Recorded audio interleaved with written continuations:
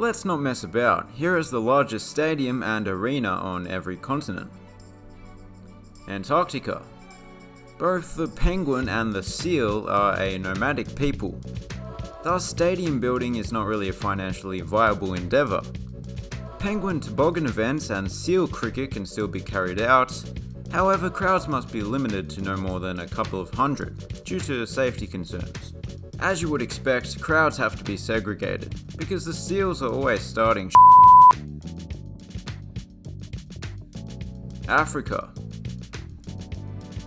FNB Stadium. This spectacular stadium, designed to resemble a traditional African pot, was built on the site of a pre-existing stadium just in time for the 2010 World Cup, also known as Copa de Vuvuzela. Not only is this the largest stadium in Africa, but it's one of my favourites, largely due to that unique exterior. As for the interior, well, it's not quite as interesting, but still impressive. The multi-tiered seating bowl is made up of over 90,000 seats in a shade of orange that sits somewhere between amber and Oompa Loompa orange. Although this venue has hosted some big sporting events in the past, such as the 2017 NBA Africa game, it was sold to We Buy Cars, and is now used as a used car showroom, so I'm not going to count it. The largest active arena on the continent is Cairo Stadium Indoor Hall, which is sitting right next door to one of the runners-up to FNB Stadium. The building itself has multiple gymnasiums within it, but they aren't included in the capacity. At least, I'm not including them in the capacity. Inside the main hall, the seating layout is akin to a bull ring, perfectly circular, steep, and intimidating. It's pretty cool. Asia. Narendra Modi Stadium. It's always a good sign that your democracy is going strong when the Prime Minister builds the world's largest stadium in his home state and names it after himself. Actually, it's pretty much always been a thing in India. About a third of their stadiums seem to be named after politicians. This big bowl of a stadium, done up in the colours of the Indian cricket team, has a similar origin story to FNB Stadium, as it was actually built on top of a pre-existing stadium that was also first opened in the 1980s. Philippine Arena. This is the largest arena in the world, so Asia takes the cake in both categories. The exterior was supposedly inspired by a tree, and you know what? I saw a tree the other day that was indistinguishable from this arena. Inside, it has an unorthodox layout for an arena, with most of the seating being concentrated on one side. The biggest events that take place here are basketball and church. Yes, church. They did unfortunately get the schedule mixed up once, and a priest actually got dunked on. Europe. Camp Nou. Even if you're not much of a football fan, I'm certain you will have heard of FC Barcelona. They are one of the world's biggest clubs, and so it's no surprise that they have one of the world's biggest stadiums. It falls just shy of the 100,000 mark, but due to the steep multi-tiered seating, those 99,000 fans are all on top of the field, making it one of the most intimidating atmospheres in the world when it's full. It's not in the best condition nowadays, but it is set to be renovated in the not too distant future, which will add a roof amongst other things. It is debated whether Baku, the capital of Azerbaijan, is in Europe or Asia. I will just say though that Crystal Hall would be the largest arena in Europe if it is in Europe. But let's just go for one that is European without a doubt. Stark Arena. I thought it was quite odd that they started work on building this arena in the early 90s, but it wasn't opened until 2004. Then I remembered what was going on in this part of the world in the 90s. The arena is intimidating before you even step foot inside it. That is a very ominous looking exterior. Basketball is the main sport held here, but people come in droves to watch handball and water polo as well.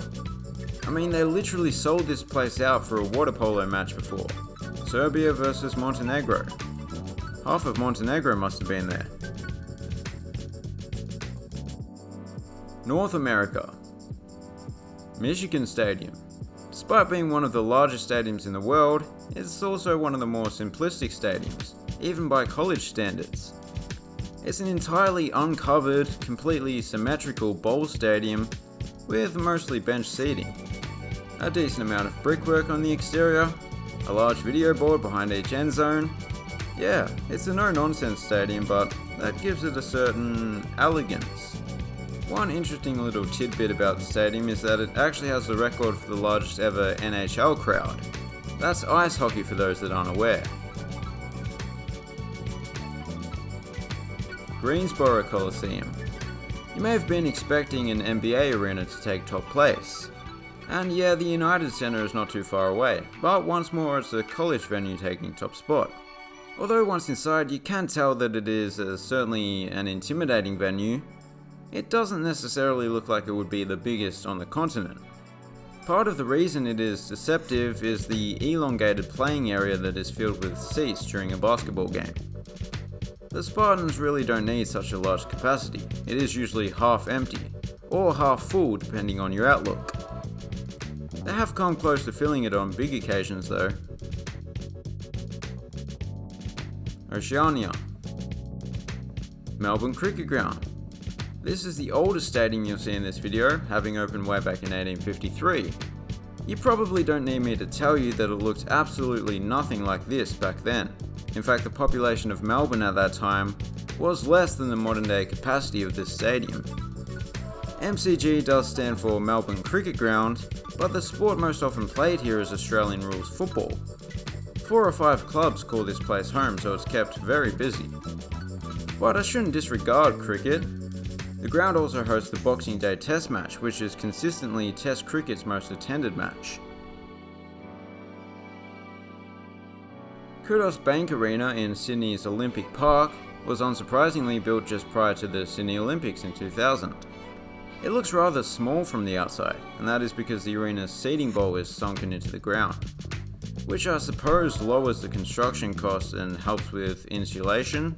Still, they did actually have to use hundreds of copies of the Yellow Pages to insulate the roof, which seems kinda shoddy and unprofessional, but if it works, it works.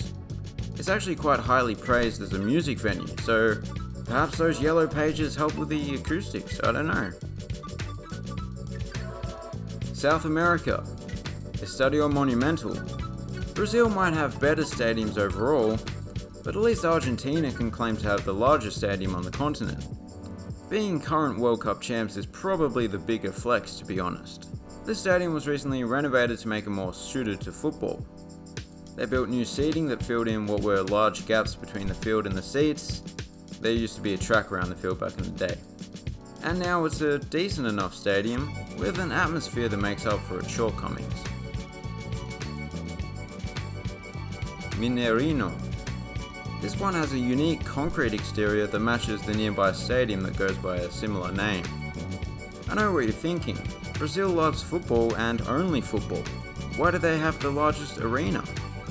Well, they do also play indoor sports. Futsal, for instance.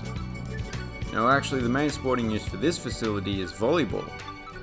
It's an interesting building, however, it is showing its age. I believe there have been plans to renovate it extensively, but we'll have to wait and see. So there you have it.